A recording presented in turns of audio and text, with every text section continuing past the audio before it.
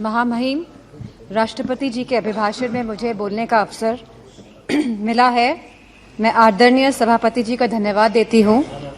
जहाँ राष्ट्र की विविधता और अधिक उज्जवल होने की बात कही गई है, वहीं देश की एकता मजबूत और अटल होने की भी बात करी गई है। हम सभी सांसदगण इस बात को मानते हैं, इस बात से सहमत है। लेकिन लगभग एक दशक से जिस विश्वास के साथ देशवासियों ने 2 बार एक स्थिर सरकार चुनी है, जहां आत्मनिर्भर बनने की बात कही गई है, जहां भ्रष्टाचार मुक्त होने की बात कही गई है, जहां स्मार्ट सिटी की बात कही गई है, जहां कालाधन वापस लाने की बात कही गई है, वहीं आज हमारे समक्ष हिडेनबर्ग की भी रिपोर्ट आई है, जहां मैं समझती हूं कि सरकार प्रतिबद्ध है देश के प्रति कि उसे जवाब देना पड़ेगा कि हिडेनबर्ग की रिपोर्ट में क्या सच्चाई है। जहां हमारे किसानों ने 2014 में ये आस जागी थी हमारे किसानों की कि ये आप लोगों ने विश्वास दिलाया था कि उनकी आय 2022 तक दुगनी हो जाएगी।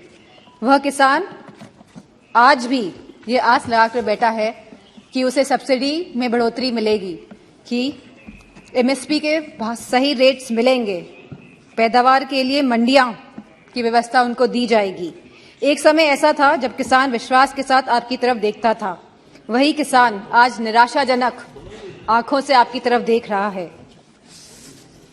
जहां युवा शक्ति की बात हुई, युवाओं में भी बहुत जोश उत्साह था 2014 में कि लगभग 2 करोड़ नौकरियां दी जाएंगी प्रति माह।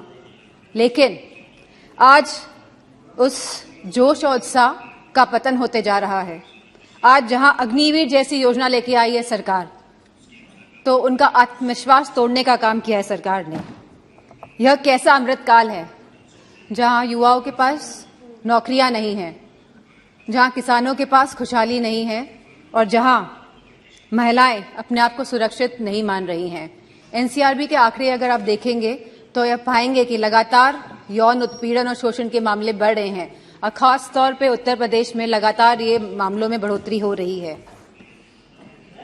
जहां महिलाएं, जहां हमारी माताएं बहनें जो रसोई में काम करती है, वो लगातार महंगाई से लड़ रही हैं, जहां हमारे सिलेंडर के भाव बढ़ रहे हैं, जहां पेट्रोल डीजल के भाव बढ़ रहे हैं, जहां खाद्य पदार्थ के भाव भी बढ़ रहे हैं, दालों के भाव बढ़ रहे हैं, वहीं दूध के भाव भी बढ़ रहे हैं।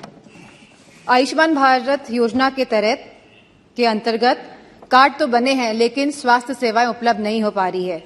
और जैसा कि दानिश सर ने कहा कि डॉक्टर नहीं है अस्पतालों में, और यूपी में गोरखपुर और रायबरेली में जहां एम्स हैं, वहां पे भी सहूलियतें नहीं मिल पा रही हैं क्योंकि डॉक्टर की सुविधा नहीं है, डॉक्टरों की कमी है। मेक इन इंडिया के अंतर्गत सरकार कई करोड़ों रुपए खर्च कर रही है जहां प्रचार में, वहीं उत्तर प्रदेश में एक भी बड़ा कारखाना नहीं लगा है। छोटे उद्योग की हालत हम सभी जानते हैं कि वह बंदी के कगार पर है। वहीं सरकार लगातार आयात को बढ़ावा देकर अपने कुछ पूंजीपति दोस्तों को, अपने कुछ पूंजीपति मित्रों को आगे बढ़ाने का काम कर रही है।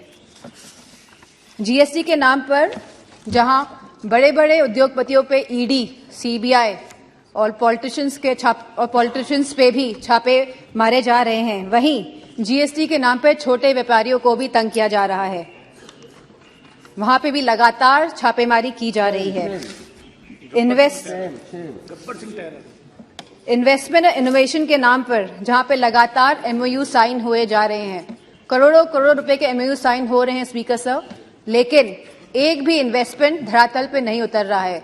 जो सरकार यह दर्शा रही है कि हम स्वर्ण काल में जा रहे हैं, जो सरकार यह दर्शा रही है कि देश आगे बढ़ रहा है, तो मेरा मानना है जहां रोजगार नहीं है, और हम कभी गरीबी नहीं हटा सकते जब तक हम लोग रोजगार अपने युवाओं को नहीं दे पाएंगे।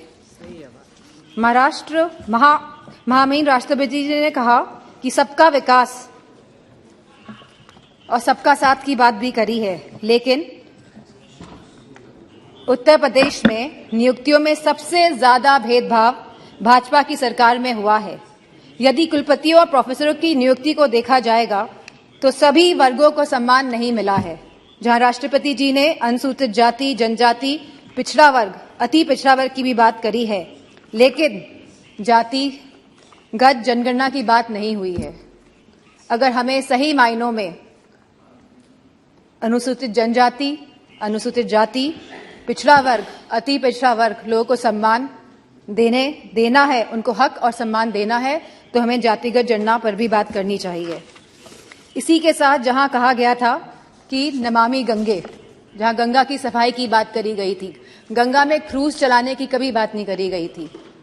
जहां गंगा की सफाई की बात करी गई थी, आज भी गंगा का पानी शुद्ध नहीं हो पाया है, क्योंकि जब काली नदी और यमुना का गंदा पानी गंगा में जाएगा, जब तक ये नदियां शुद्ध नहीं होंगी तब तक गंगा का पानी भी साफ नहीं हो सकता है।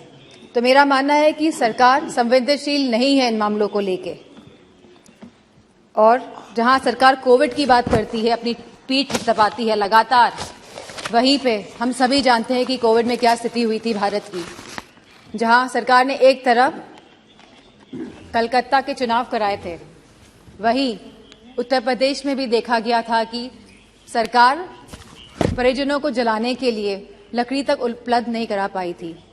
तो मेरा मानना है कि जो आप स्वर्ण भारत की बात कर रहे हैं और आने वाले 25 सालों की बात कर रहे हैं, आप बीते हुए एक दशक की बात नहीं कर रहे हैं, जहां आप लगभग 10 साल का आप अपना टेन्योर, अपना काल खत्म करने जा रहे हैं। लेकिन आप जो आगे की बात कर रहे हैं और 2014 की पहले की बात कर रहे हैं, लेकिन आप अपने दशक की बात नहीं कर रहे हैं। तो इन्हीं शब्दों के साथ मैं अपनी बात को खत्म करना चाहूंगी और आदरणीय स्पीकर साहब को धन्यवाद देना चाहूंगी। धन्यवाद।